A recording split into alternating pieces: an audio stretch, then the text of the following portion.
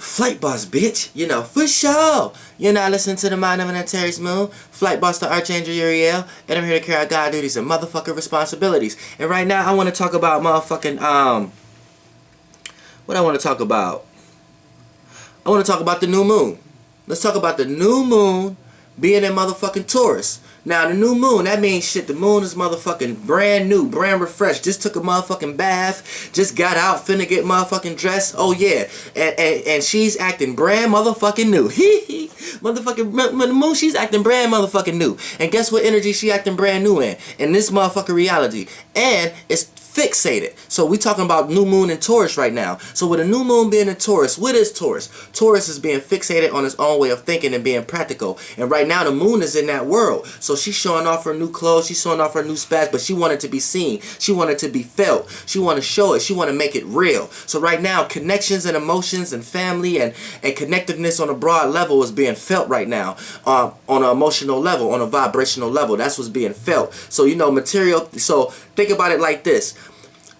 A shape and form was being used for the actual energy signature. So people are putting way more into what's being seen than what's being seen. You see what I'm saying? So for an example, it may be like, all right, say in a relationship. In a relationship, your partner may just look the same way to you every other day. But, you know, with this new moon being in Taurus right now, you're actually appreciating what you was taking advantage of before. So it's playing out like that. So so you're putting more energy, or you're seeing more of the aura of the actual shape and form.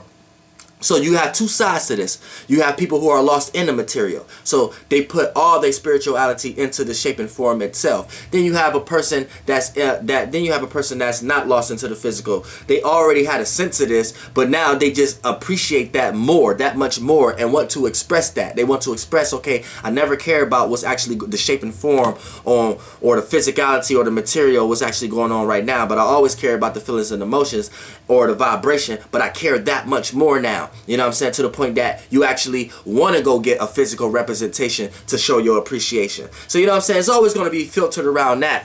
But you know, Taurus is master of the five senses. This is why I had to get deep a little bit like that, because you know, this is the little diversity that Taurus got between Virgo and Capricorn. Because Taurus is master of the five senses, but from a right brain and a left brain point of view. And what do I mean by that? From a left brain point of view, that's smell, touch, taste, see, hear. From a yang external reference. So what you're receiving, you're able to receive, you're able to touch, you're able to see sight, you're able to hear. But from a right brain point of view, from a spiritual nature, that's a motherfucker who got good motherfucking taste.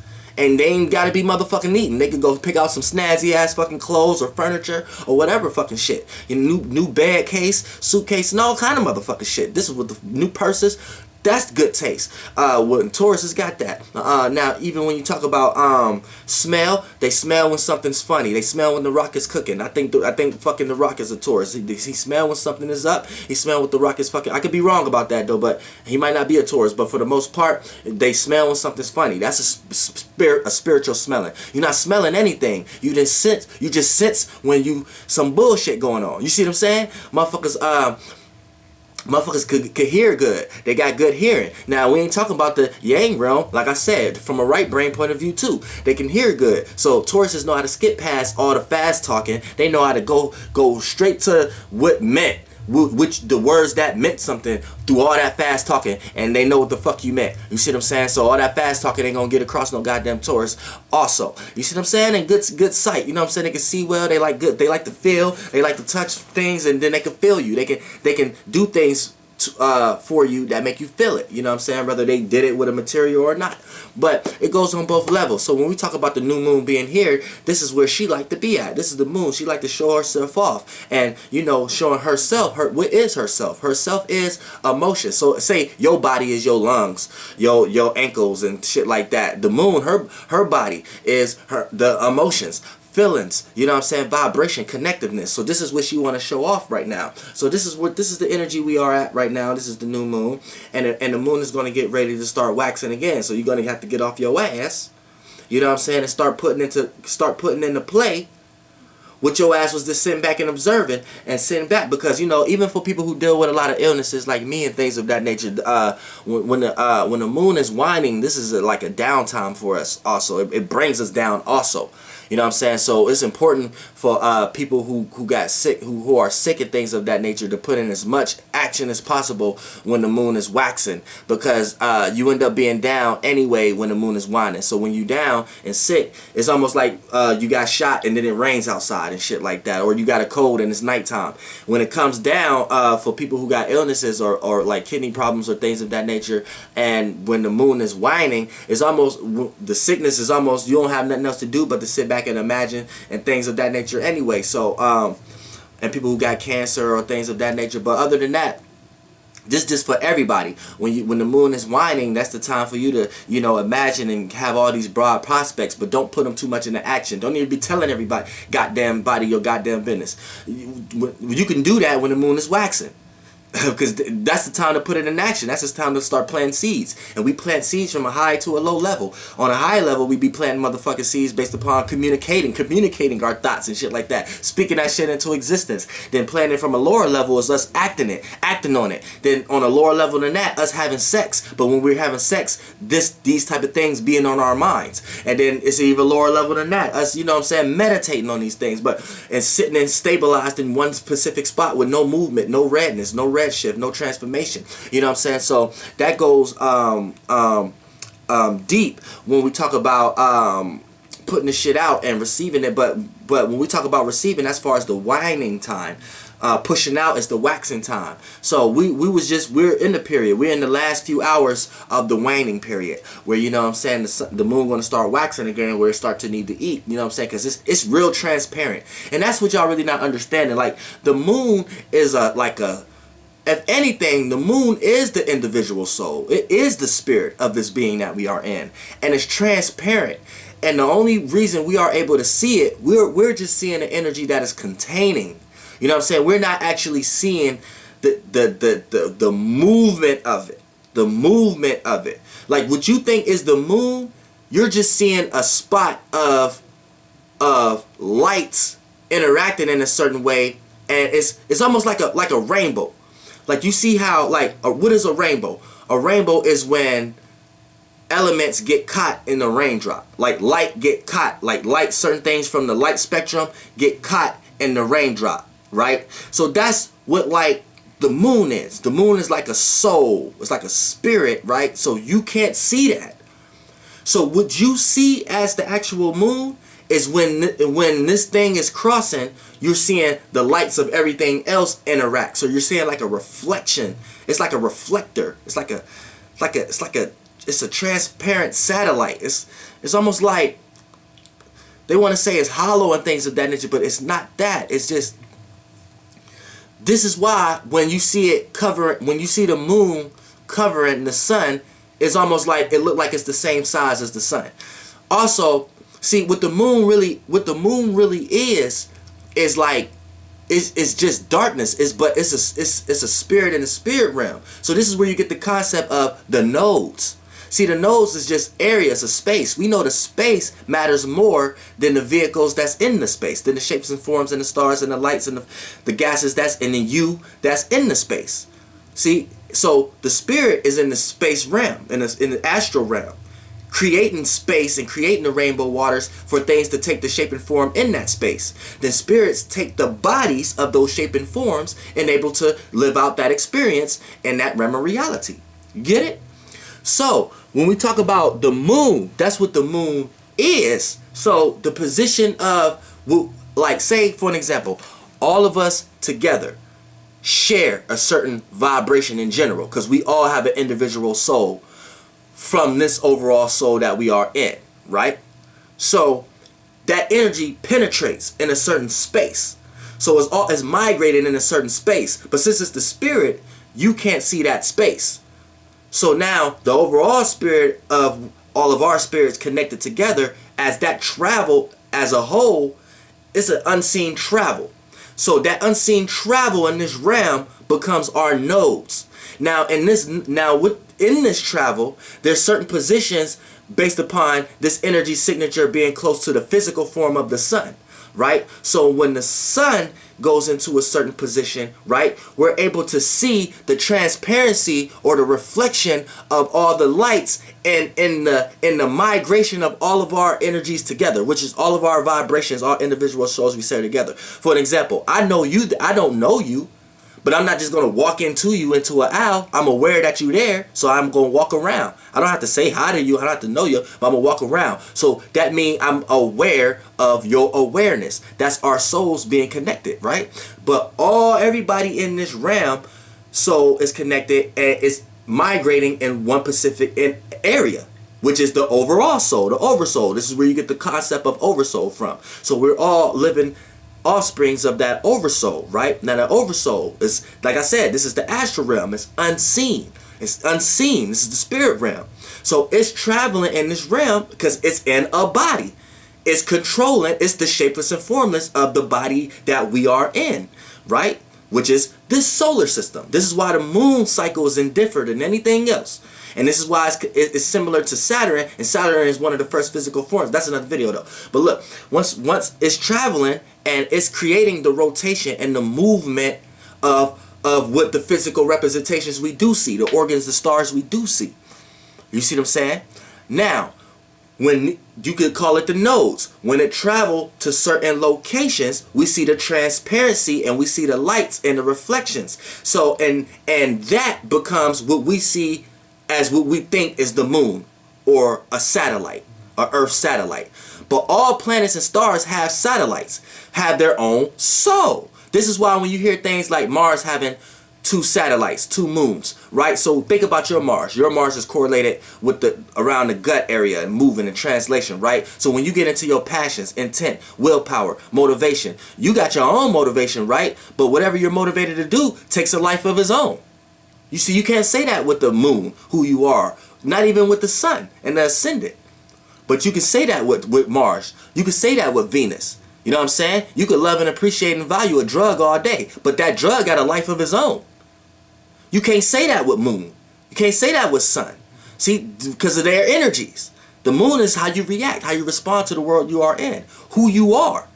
You see what I'm saying? So you can't say, yeah, that's who you are, but that's not who you are. That doesn't make sense. It's not referring to something. This is why Mercury through Pluto are your tools, but the sun, moon, and ascendant is who you are, and how you and your tools is how you characterize your personality and who you are, and how you act. Sun, react, moon, and your person and how you personally do those things. Personality, your personality.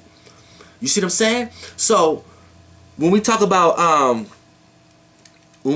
actually the moon itself, it's actually a soul. But so what we see as what we're pointing to as the moon is just the energy migration of all of our connectiveness in one spot. And when the overall soul travel over that area, right, we're able to see the transparency of that. And we know our vibrational connection. We know how we vibrate because we vibrate based upon the connection of all of our alignments, all of our motherfucking solar systems.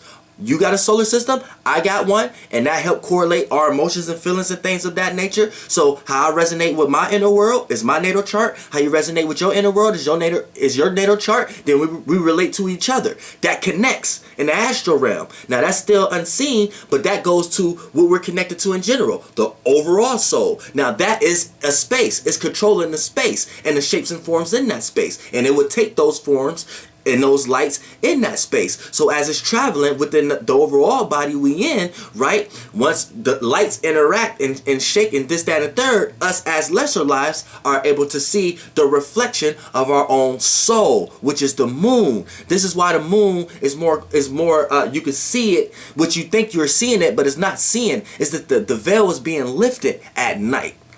So there's certain things you can perceive, but it's just different forms of things. That doesn't necessarily mean it's in this realm. At nighttime, you can see a lot of things in the sky. That doesn't, or even in the woods, or just in your house, or regular every day. You can see a lot of things at nighttime. Doesn't necessarily mean it's in your realm. This is why when it's a full moon, it entices the emotions and feelings. It entices your whole natal chart. You know what I'm saying? It's a full moon, so everything get enticed. Your love, which is your Venus, your Mars, your desires, your Saturn, everything go crazy and chaotic. The moon controlling all that shit, because the moon is the oversoul, the spirit. You see what I'm saying? So the moon is brand new, and I like to call it a she, because it's feminine energy. So I'm not talking about she as in female. I'm talking about the feminine energy in general. And I'm gonna go talk about her like how I'm talking about female. So you know what? Because I'm spiritual. So for the most part, yeah, she having a motherfucking brand new snazzy ass day, and she brand new, and she ain't worrying about no past physical shapes and forms that she was dealing with before. She ain't worrying about no past motherfuckers, no past places. She want to go to a new place. She don't want to go out to the place she was going out before. She want to try some new food. She ain't trying the same food. She want to go buy some new sheets for her bed, new sheets for the couches and shit like that. She want new candles and shit on the kitchen counter and shit like that. See, it's different physical forms. New physical, because Earth represents fixed Earth, being fixated on its own way of thinking and being practical. So she's new in that area. So you're going to find yourself reacting and responding to wanting to experience new physical things in your life that cause security. So not physical things like shit that could be here and gone, like a frivolous shit like a phone or a car and shit like Capricorn would want you to do, or not some shit that really isn't really something you should worry about in general, like something that you may need to keep on task, but it's not you over worry about it like Virgo. It needs to be something like Taurus, where something that's about security. So some physical form that's dealing with the home, or some physical form that's dealing with something that you truly value, or a person, place, or thing that you truly value. You know what I'm saying? Not just with the Earth like Virgo, like work, health, and routine, or not with the Capricorn like trying to practicalize and utilize things to be seen in certain ways as your status. The Taurus Earth, you know what I'm saying? Being the shit that causes security, or the shit that makes you feel comfortable and relaxed. You're gonna find yourself reacting and responding in new ways to the shit that causes security, and shit that's in your home, and shit that you can count on, and shit that causes stability, whether it's dealing with a relationship or a job or circumstance or a new friendship or sibling. But you're gonna try to foundate yourself in that area. So I didn't even get a chance to go to the motherfucking alignments. Damn, because this video might be too long, so I'm gonna go live. But for the most part, I hope I'll be too late though.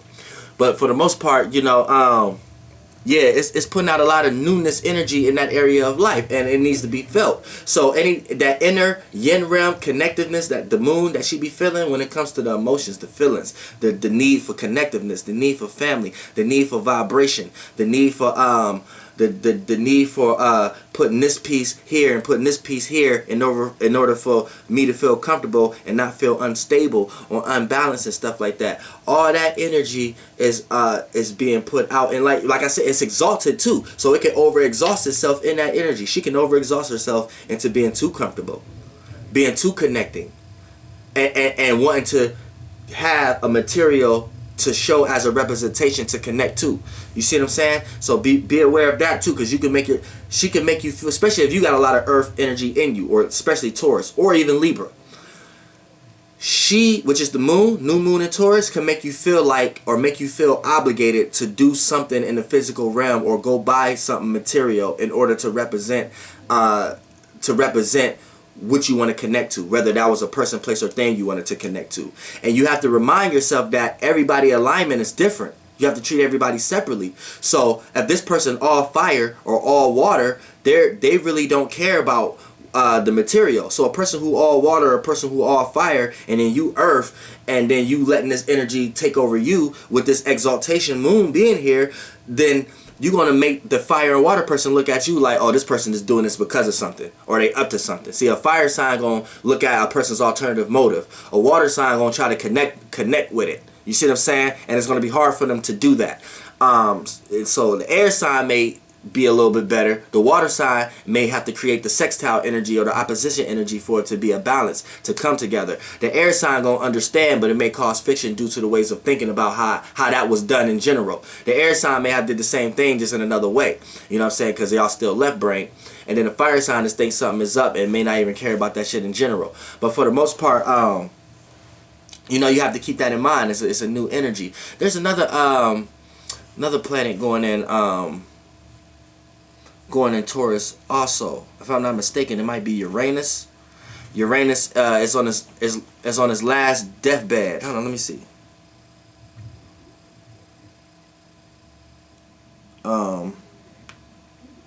Yeah, I think Uranus is on the deathbed of Aries, and it's getting and it's time to get trying to get transformed. It's trying to get transformed to motherfucking Taurus energy. So, you know, I guess Uranus is tired of that radicalness, and it did what it had to do. You know, cardinal fire, initiating and creating new ways of how to see and feel about the world that is in, which is Aries. And it was doing that with far as changes, rebellion, opposition, and uniqueness and originality. So Aries was having fun there. It's being very fluidy, very movable, being able to access what it needs to access, being able to get where it needs to go. You know what I'm saying? In a very new and initiative way. But now it has to take all that information and all those visions and fixate itself in that. So once, you know, Uranus slide into Taurus, it's going to have to fixate itself in that. And there's going to be a little leeway, though, because it's a cusp. So with this cusp, it's lava. So you know what I'm saying? With lava, that's a volcano. That's transformation. So you got earth and fire. The lava is fire. The earth is earth. So in astrology, earth represents stability, practicality, and how you stabilize yourself, which is thinking and being practical and ultimately making sense. Fire represents vision, how you see and how you feel about things, which ultimately could be transformation, movement, and creativity. So when you bring those two together in astrology and talk about a cusp that creates a lava sign. So this volcano. So this is a person who likes to create the shape and form of their life, or create structure in their life based upon their creativity. They like to utilize their visions and their creativity to take for stability in their life or their job, or to gain some type of foundation. You know, a lot of other people will be like, oh nah, I gotta get my money right first, or I gotta do this before I do that. People who got lava signs, or people who got a lot of fire and earth in their chart, they play out this energy. They want to utilize their creativity and their imagination and their visions to shape and form their life. Because when you look at a volcano, what happens, right? The fire, the lava actually heats up the earth, and the earth takes shapes and form. It takes shape and form around the fire, the way the fire gets erupted. This is why you get a cone. So the fire is the passion, the creativity, imagination. So your structure in your life take form from that. So for an example, a person who got a lot of lava in their chart, or a person who got a lot of earth and fire in their chart, or they got a lot of cusp between Capricorn and Sag, or Aries and Taurus, or what's the other, Leo and Virgo. If they got a lot of this energy, this is a person who like to take their creativity and imagination to create jobs, or create foundation, or create money in their life. You see what I'm saying? Or create some type of structure in their life. So keep that in mind when we talk about the cusp. And Uranus is there also. So Uranus is going to put in a good emphasis. We're bringing change, rebellion, and opposition in everybody's life when it comes to that area. You having to utilize your creativity to create something that you can stand on in your life. You're going to experience a bunch of transformations when it comes to that, bunch of changes, bunch of rebellion to your ideas, but you're going to experience a bunch of unique and original situations, and you can take these unique and original situations and actually apply these things. You know what I'm saying?